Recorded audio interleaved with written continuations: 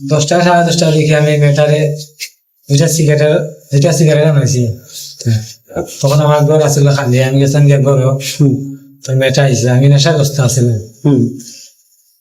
আমি তো ইয়াবা খাই, নেশাগ্রস্ত আছিলাম। মেটা হওয়ার পরে আমি এনে যে আমার মধ্যে তো মানুষ জেগে উঠলো, মেটার প্রতি আমার খারাপ দৃষ্টি লেগেছে। পরে আমি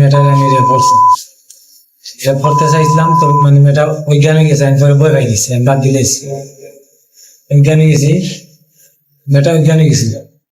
পরে আমি বই পাইয়া মানে মেয়েটারে আমি গলা ঠেকা মারিয়া জামাই গেছি।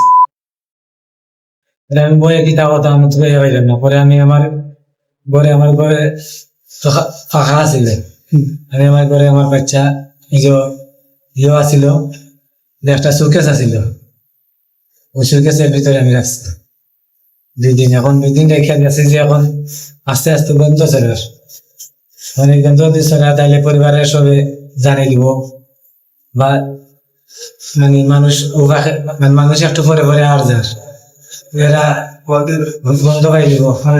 তখন আমি সারা রাত আমি সোজা থাকিয়া আমি সুযোগ বুঝে আমি বাড়িতে আসিল না, রাস্তাটা ফাঁকা আছিল, সুযোগ বুঝে আমি মেটারে আমি এখানে রাখছি।